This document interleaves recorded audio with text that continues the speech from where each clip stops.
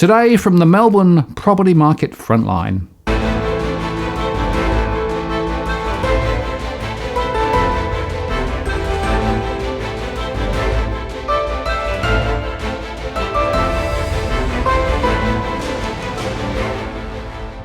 Hello again, it's Martin North from Digital Finance Analytics, welcome to the latest post covering finance and property news with a distinctively Australian flavour. Today, it's my great pleasure to introduce you to Harpreet Walia. Hi Harpreet. Hi Martin, how are you? Yeah, great, and thank you very much for spending some time with me. Now, you are in the real estate industry in Melbourne, and so I really want to pick your brains with regard to what's going on the ground. But let's just start with a bit of background, a bit about yourself, and which area of Melbourne do you cover? Thanks, Martin. Thanks for the opportunity, first of all. So I've been in the industry for going on around 13, 14 years now. Started back in 2007, back in Auckland, New Zealand. Worked in the industry there as well. And then I decided to make the move to Melbourne. Love it over here, absolutely. And then got back in the industry in Melbourne. And I predominantly work in the western part of Melbourne, mainly Point Cook, Werribee, Truganina, Tarneit, Hoppers Crossing, and Williams Landing, obviously. Yeah, great. And what's interesting about that area, and I actually published a show quite recently specifically on the area, partly because I knew we were going to do this show. So the area that you focus on, it's obviously been an area of high growth, high development, lots of new properties being built, significant momentum. There's around 600 properties listed at the moment. But what are you seeing on the ground, Harpreet? Absolutely, 100% right in saying that, Martin. Since I moved to Melbourne, I've definitely seen a massive amount of growth going through the western corridor of Melbourne, predominantly in Werribee, Truganina, Tarneit area, and Point Cook for that as well. There are a lot of new subdivisions happening in and around Point Cook, Tarneit, Truganina, and Werribee as well. And that's actually bringing a lot of new migrants moving from obviously overseas and internal migrants, like moving from the southeastern suburbs like Clyde North and Pakenham and so on and so forth, moving towards Point Cook. So obviously the demand is there, the supply is there, but in the mix of things now we got COVID. So it'll be interesting to see how things will play out in the next year or so. But definitely right now, what I'm definitely noticing personally is there's a significant amount of demand out there. But however, in terms of supply, people are taking their time to put their properties in the market. It's not like the agents don't want to do that for them. It's just the vendors are holding it back. That's very interesting. We certainly see the price trends. You know, there were significant peaks earlier, less so at the moment, and some of that may be to do with the virus. But I also have a theory that existing properties are going to be competing with the new subdivisions and the new homeland packages at the moment. Do you see any differential price movements between those two different types of property? Well, there's just what I'm noticing personally again is just there is a significant demand for established properties because some people that I've sort of met over the last sort of 6 to 8 months, they really don't want to go through the process of building, and there's so much uncertainty, like how long the approval process will take, and after the approval process, how long the house might take to finish up. So what I'm noticing personally again is just the buyers are actually wanting established property that they can touch, feel, and visit before they purchase, because it's a substantial amount of money for a first-home buyer to put into a property. So not everyone's willing to take the risk to go through the building process and everything else unless they've done it before or they have someone who can guide them, either a family friend or a trusted real estate advisor who can do that for them. Most of the people are not really taking the risk. But again, on the other hand, I'm noticing that there are a lot of buyers out there, those who are willing to take the risk because they want to maximize that cash incentive that the government is providing for the new build and so on and so forth. Well, we certainly saw in Western Australia a very significant uptake in terms of new home build packages. It's one of the reasons why what WA market is looking a little stronger. But it did seem to have a depressive effect on existing properties in the same area, insofar that it was directing a lot of interest to the new. So it'll be interesting to see how it plays out in Melbourne once the restrictions are fully taken away, I guess. Absolutely. Yeah, and what about the units versus houses debate? Because in my data, it looks to me as though houses are, holding their value a little more. Units seem to me to be much more of an issue. You're right in that, but in saying that, like, it really comes down to the quality of the unit. So if the unit has been recently refurbished and presented really, really well, priced correctly, they are still attracting a lot of buyers towards the units. But yeah, definitely, like, I think it's the overall Australian thing. What I've noticed is like people lean towards homes, freestanding homes, rather than units and townhouses. Especially with the COVID, people really don't want to live too close to each other. Therefore, there's a struggle of people trying to struggle to lease their apartments in the city and so on and so forth. And units seems to be having the same sort of an impact. But overall, in the bigger scheme of things, what I've noticed, again, 100% agree with you, houses seems to take a priority over units. House prices in general are holding up really well so far. Right. And what about the mix between owner-occupiers and property investors? Because I know that up until quite recently, this area was an area that were attracting property investors quite strongly. That has dropped off a little bit. I definitely did notice that personally. Again, is that investors, I think, are just a bit concerned about the way the property sector is going. There are more and more rights given to the tenants, and a lot of the investors are actually quite wary of that. If you compare Australia, let's talk about Victoria, to Auckland or to England, for example.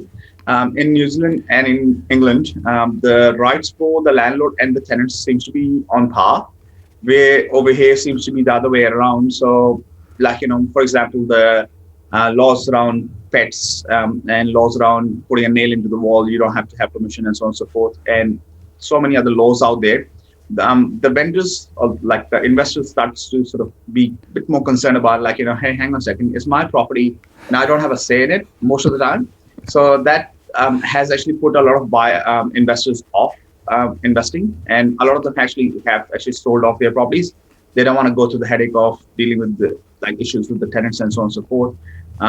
It doesn't happen all the time, but it does happen. And again, once you burned once, you don't want to go through it again. So some people just pull out and go elsewhere. Yeah, and it's interesting. The rentals are under significant compression at the moment in the area, according to my data.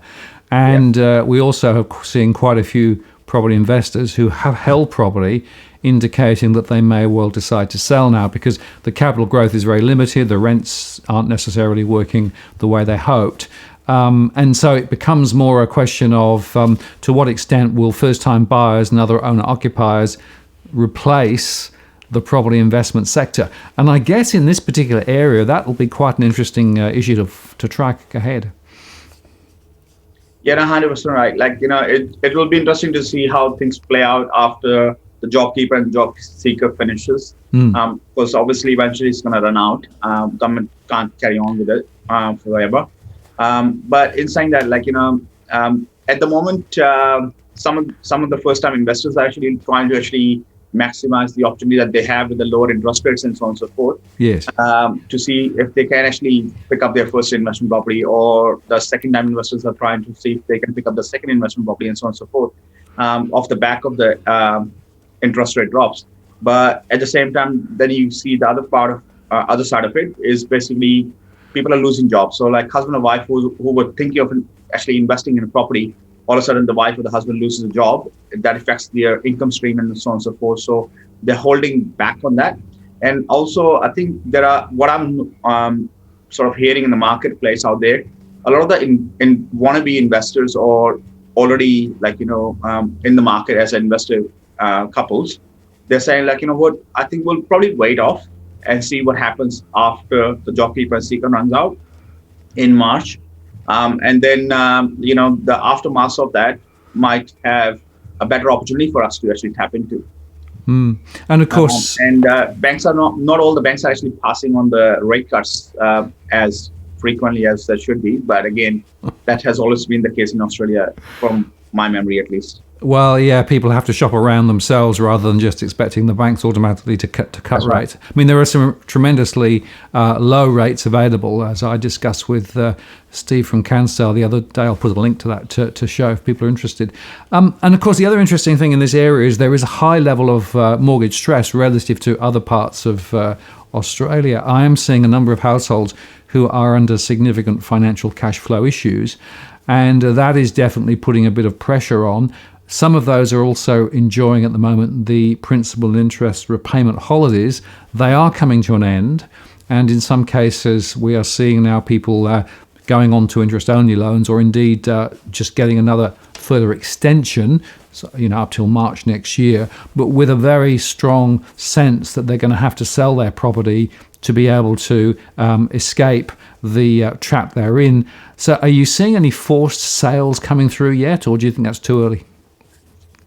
Yeah, as I said earlier, Martin, like I can see people are under pressure. Definitely hearing that pretty much on a regular basis. It is a concerning matter, but again, a lot of them are just trying to just hold off, hoping in the hope of things will get better for them, things will get better for the economy and so on and so forth. There are a lot of families out there those who are actually struggling. Yeah. I've spoken to a fair few of them as well, but again. I think 100% agree with what you just said. There's a massive amount of mortgage stress out there, and investors, those who have one investment property and then moved into a home for themselves. Now the tenant can't pay the rent. That puts pressure on the family to actually provide not only for their family, then take care of their own mortgage and service the mortgage of their investment property. And the banks are obviously eventually, I think they're starting to come to a point where they're going to start pushing people to sell up, and that's exactly sort of relate to what I was just saying earlier. There will be some of the wannabe investors or already current investors are actually waiting for the opportunity like that to come up when it's a stress sale. The family must sell either their own one and only home, or must sell their one and only investment property or a couple of their investment properties. Yeah, that is definitely happening on the ground. I'm definitely noticing that and hearing that on a regular basis. Interesting, and we certainly see it in our data, and it's building. And as you say, people hang on as long as they can, but eventually it gets to the point where they just have to do something. And low interest rates may give them a little bit of wriggle room, but if they've lost the jobs, and the unemployment rate's going to rise from this point probably rather than go down. They've got some significant issues. Let's stand back a little bit and talk more broadly about property data. One of the things that I keep calling out is it is actually quite hard to get good, real data on what property prices are doing. A lot of the portals, have rather partial data. What's your perspective on the property data issue? I do agree with you. I think not a lot of the agents are actually reporting their data correctly. I'm noticing that as well. Whenever we try to do a report for our vendors, those who are looking to sell their property and so on and so forth, I quite often come across the stats not being revealed to the portals like RP Data and Price Finder. It shows $0 or it shows ridiculous amount of money that yourself, hey, that figure does not make sense for this particular property. And then when you try to actually dig that information out to make a comparable report for your vendors, or like for our vendors, for instance, I do sort of come across challenges. Then the only way around that is obviously to call the agents themselves to see, hey, can you please give me that information about that particular property that you sold? And not all the time they actually are forthcoming with their information. I don't know why it's allowed. I can guess prices were lower than they were expecting. Yes, that's what I'm thinking. But again, it really frustrates me. Coming from Auckland, regulations over there are a lot more stricter than Victoria when it comes to real estate market. So things are a lot more clear cut in Auckland compared to Melbourne, at least what I have noticed. And I wish that the legal bodies eventually will do something about it so that they're forced to actually publicize their data accurately. And there should be penalties in place for that if they're not doing so. Yeah, I mean, the Valuer General does report information at an aggregate postcode level, right? And you can actually get a trend right back to 2009, which is at least something. Yeah. But it's a bit delayed because, of course, settlements take a bit of time to work through and the data then has to work through. So you've got that 2 to 3 month gap between transactions actually happening and what's really going on. That's really the problem. And as I often highlight in my shows, if you go onto the portals, they'll quote the last asking price rather than the settlement price, right? So that doesn't tell you anything. And we also know from other sources that in some cases for example, the hedonic estimated price is not anything close to what the transaction price was. So it really is a black hole in terms of trying to understand what fair value is. And I guess that takes me to the question then, what are you seeing in terms of asking versus settlement prices? Are people settling above or below asking price at the moment? Well, if you look at private sales and auctions, there's a significant gap in what the quoting price is at an auction for an auction property, at least in the west corridor of Melbourne, where I am based. Eastern is different, obviously, compared to west.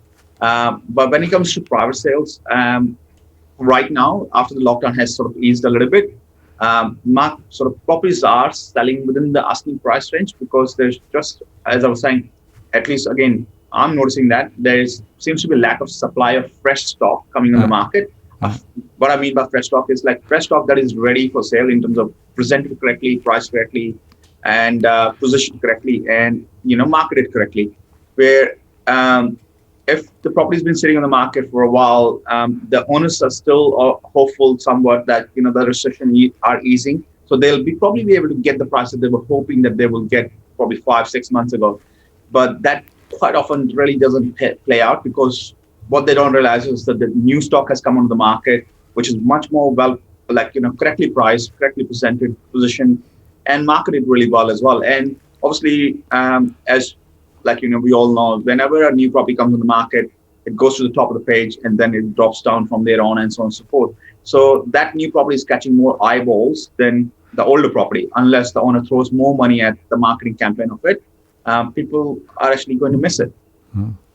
Yeah. And trying to argue the point it's been on the market for longer, and obviously they haven't got the price that they wanted.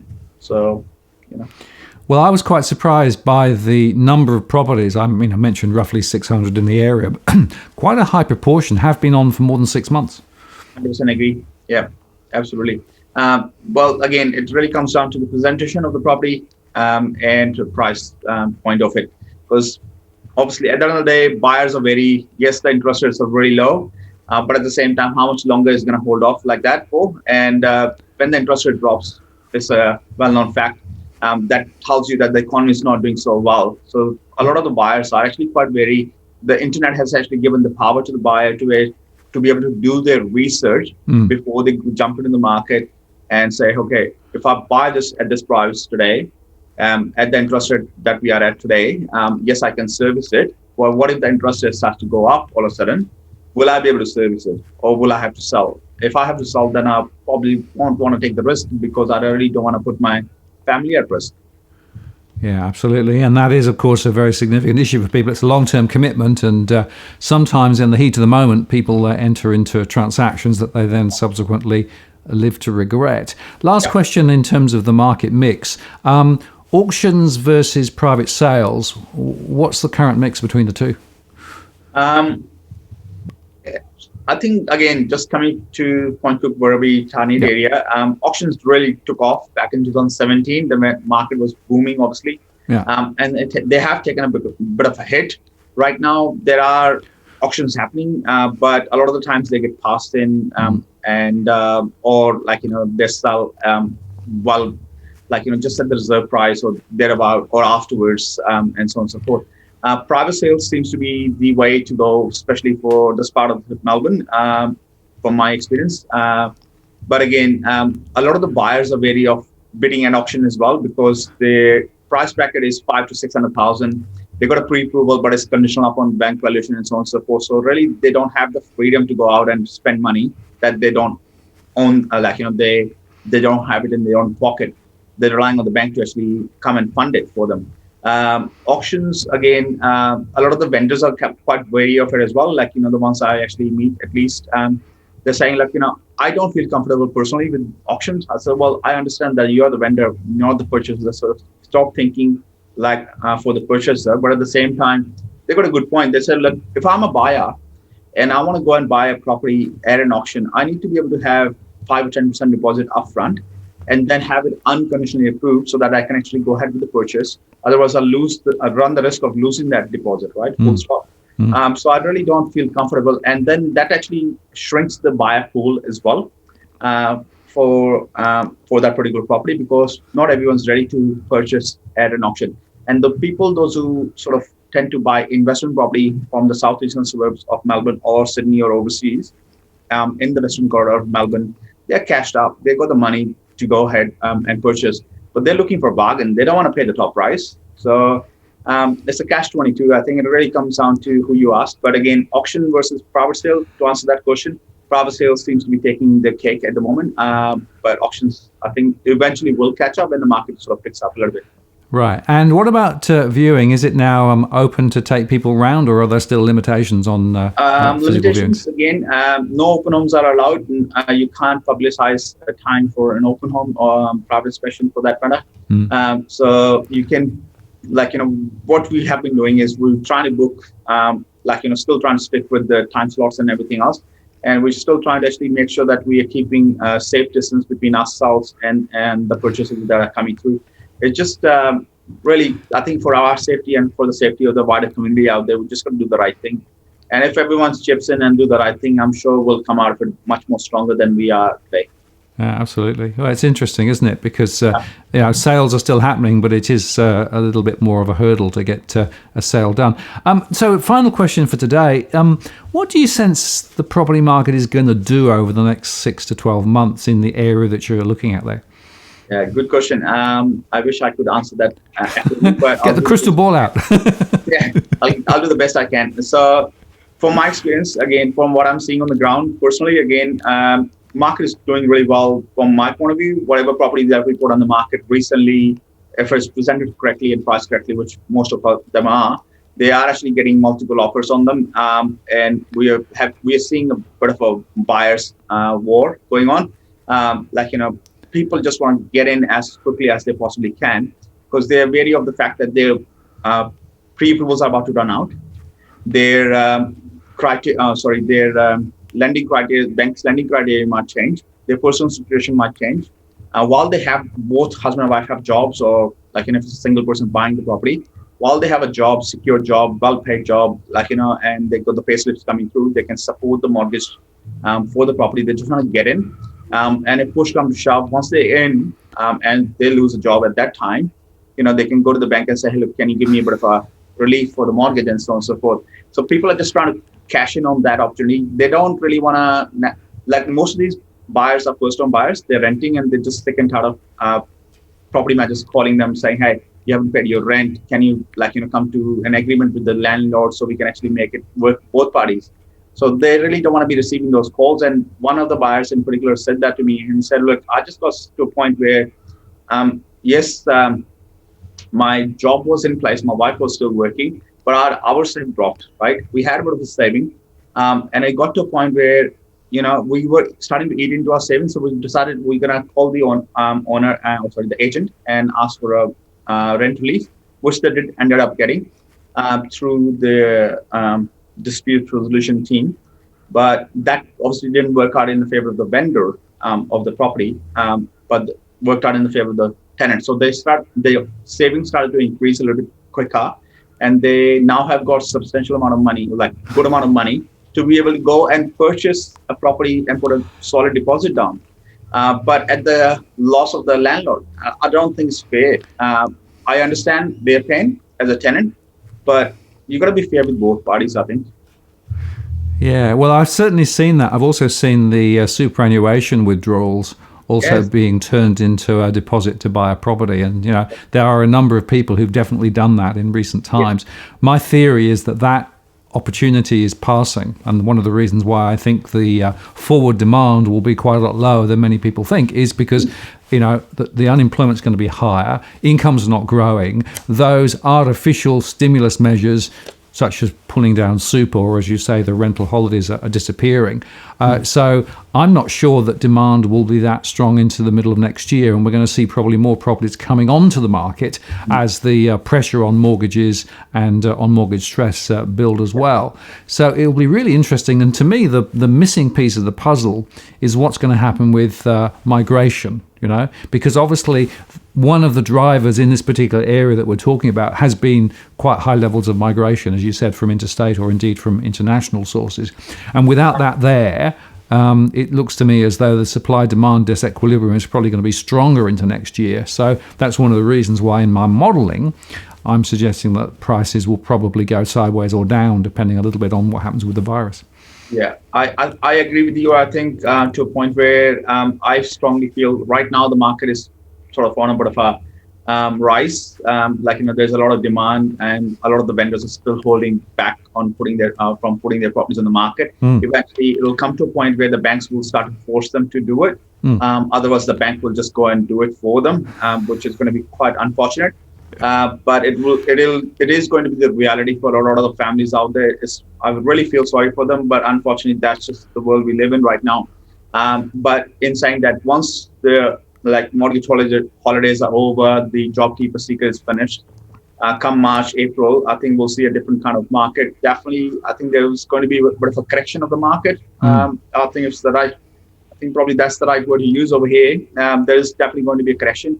And then in saying that, the responsible lending criteria that the government has sort of decided to ease off in March, that probably won't have effects of that start to show through the market until probably May, June. So it will be interesting to see how it all plays out. I hope the government has some more ideas in their head that they can pull out, and hopefully they can help the sellers and the buyers to sort of have some sort of a sense of stability in the economy. Yeah, well, stability in the economy, I think, is going to be critical. I have to say, a lot of the stuff that the government's done so far, it looks to me, isn't necessarily going in the right direction. But I guess ultimately you've got this conundrum, right? Property prices are very high relative to incomes. Yeah. And all of the initiatives that the government's throwing in are basically designed to support property prices. From an affordability perspective, if you want more people to come in, you actually need a bit of a correction to be able to make prices a little more more accessible, despite the lower interest rates. And that's the conundrum that I see, because, of course, lower prices impact all of those who really hold property. So it's really quite a complex environment. I think it'll be really interesting to watch the next few months. And I think, if I may, I'll come back and chat with you again down the track to see how, that bellwether area that we're talking about here, which very much is focused on my maps, is tracking. If people want to find out or contact you, how do they do that? They can always call me on my mobile number, which is 0451 226509, or our office number, which is 0391314000.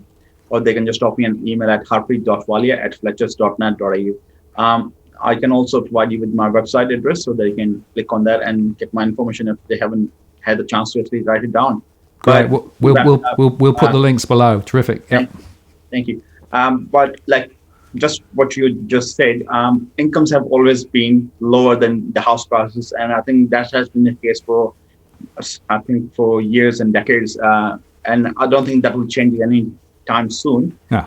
But really, just it'll be interesting to see what the government is really thinking, or what they have planned for the future as to how they're going to support this economy. Because real estate market is the only market, if you think about it, that is left, that is keeping this economy going. The mining is almost finished. There's not much happening, not that I'm aware of. And if you look about international students, they are not really coming through. Borders are closed. So even after the borders are open up eventually, international borders I'm talking about, international students are not going to flood Australia, I think. Again, that could be, it might be a different case altogether later on the track. But people are wary of, leaving their home countries and their towns and so on and so forth. They feel safe in their own home, and I can't blame them for that. It'll be interesting to see how everything plays out. Yeah, well, people can watch the DFA channel, and we'll be tracking this, every day as things change. There's certainly a lot going on. It's Yes. keeping me busy. But I appreciate your time today. Thanks very much for coming on the channel and sharing your experiences and your thoughts. And there's nothing better than frontline experience for people to actually understand what's going on. So thanks very much indeed. Thanks, Martin. Thanks for the opportunity, and keep up the good work. You seriously, your channel, I must say to everyone, must watch it. There's a lot of information that we don't, as a general public out there, have access to, and you come up with that information. So hats off to you. Thanks for that. Well, I appreciate that. And, I do believe that we have a very important role to educate and inform and help people make better decisions, which, of course, is what it's all about. Thanks very much. Thank you, sir.